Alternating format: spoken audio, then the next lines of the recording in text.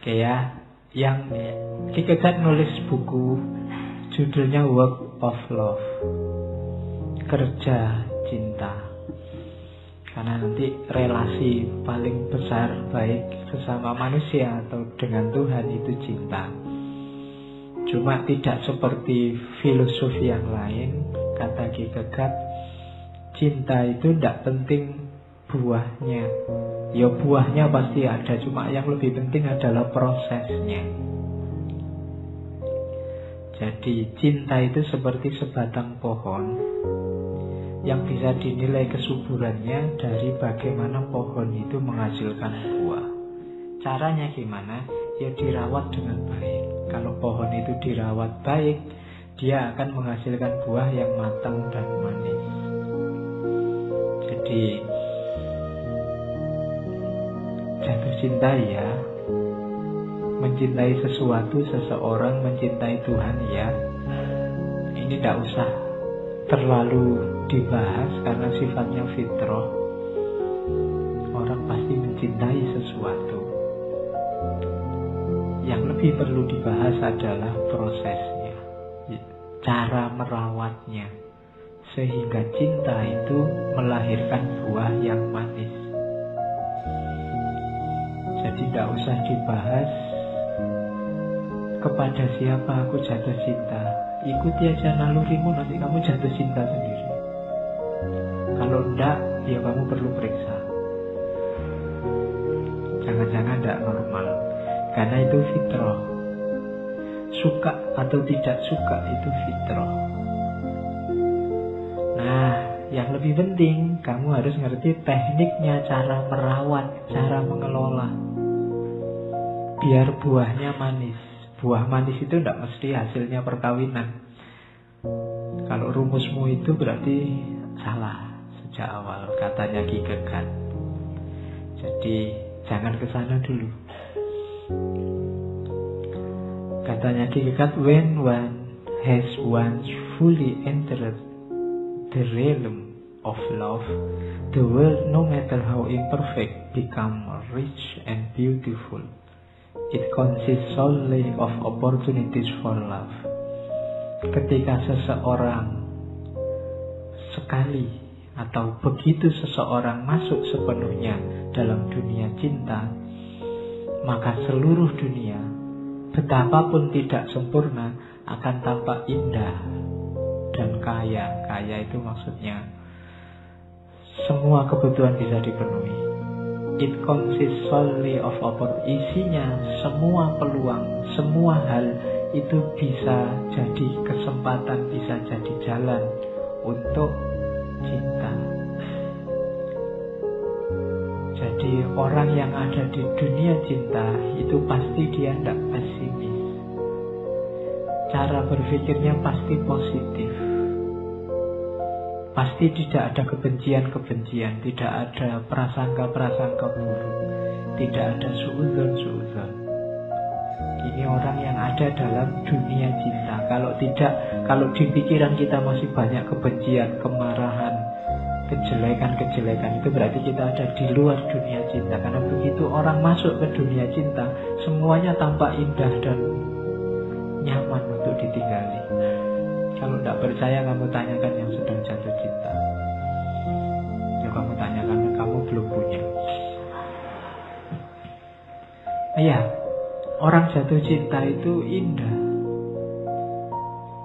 Meskipun mungkin dia pagi-pagi harus jemput karena kuliahnya jam 7. Meskipun kalau malam minggu hujan-hujan terpaksa harus datang, harus beli jas hujan yang harganya cuma 16.000 itu. Kalau hujannya deras malah bolong-bolong. Tapi tidak masalah. Segala hal tampak indah dan bisa jadi kesempatan untuk mengekspresikan cinta. Sumpek aja bisa jadi bukti cinta, apalagi yang senang-senang. Segalanya adalah jalan untuk mewujudkan dan menemukan cinta. Ini bagi orang yang hidup di dunia cinta. Maka kalau hari ini hidup kita rasanya keras sekali, isinya saling tuduh, saling lirik, saling curiga, saling fitnah, berarti kita tidak ada di sini sekarang. Kita tidak ada dalam relasi yang agung yang namanya cinta. Ayo mencintai. Loh, mencintai itu tidak harus terus yang kamu cintai balas mencintai kamu, tidak masalah. Tidak harus begitu. Oke, kita lihat kenapa harus begitu. Kenapa kita harus mencintai. Katanya Ki Kegak, ketika cinta menyentuh kita, seluruh kehidupan kita akan berubah. Cara pandang kita akan berubah.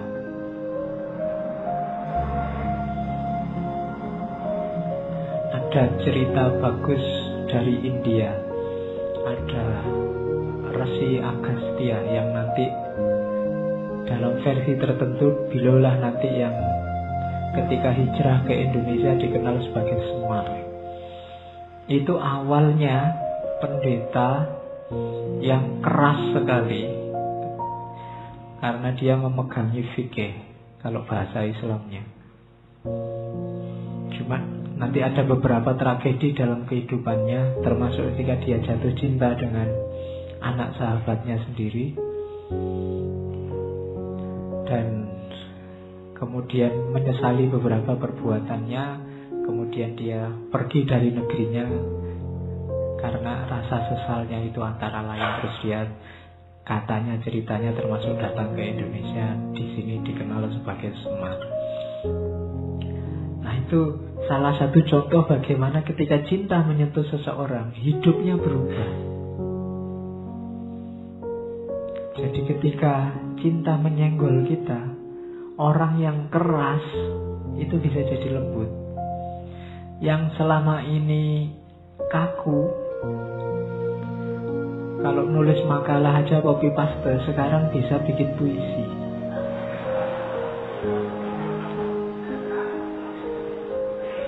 Ya kan? Ketika dia jatuh cinta, kemarin nontonnya film laga, film action, sekarang nontonnya sinetron. Kenapa? Cinta bisa mengubah orang. Cinta pada apapun.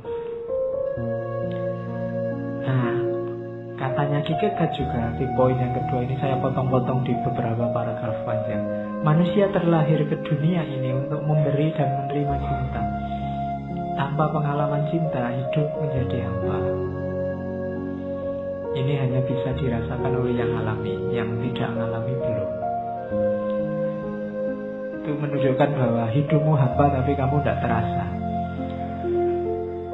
Baru setelah kamu jatuh cinta kamu mengerti, ternyata ada yang sangat indah, ada yang lebih indah dalam hidup ini yang selama ini belum kamu tahu. Dan kita diturunkan ke muka bumi itu sebenarnya untuk memberi dan menerima. Apa yang diberi dan diterimakan cinta. Itu maunya Allah sebenarnya. Yang ketiga, tidak ada ruginya orang mencintai. Pasti untung. Meskipun ditolak, meskipun gak ditanggapi, meskipun dicueki, meskipun kamu dapat sakit, pasti untung cinta itu. Dalam cinta kamu belajar banyak.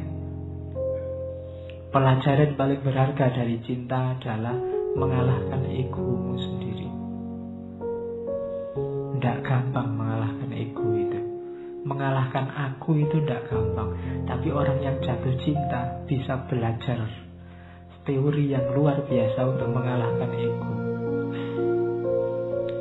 Cintailah yang kamu benci, itu nanti ego yang selama ini ingin mengalahkan itu otomatis hilang. Kayak orang tua sama anaknya, itu kan tidak pernah berpikir dirinya sendiri, tapi yang dipikir selalu apa keinginan, apa maunya putra putrinya. Itulah cinta. Kalau hubungan manusia semuanya semacam ini, ya dunia damai.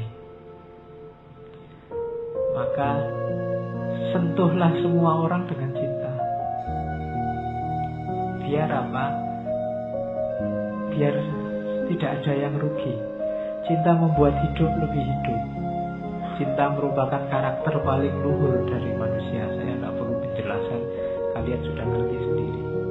Dan cintalah yang memanusiakan manusia. Ini berarti apa? Dasar eksistensial manusia itu sebenarnya cinta. Yang membedakan dengan semua makhluk yang lain itu cinta.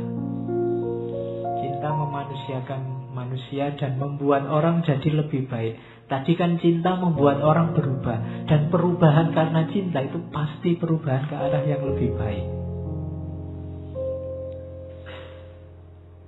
Kalau enggak, ada yang salah dalam prosesnya.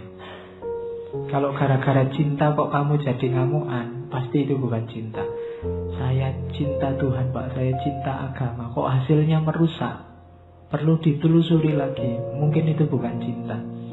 Cinta tidak mungkin melahirkan kejelekan, tidak mungkin melahirkan kerusakan.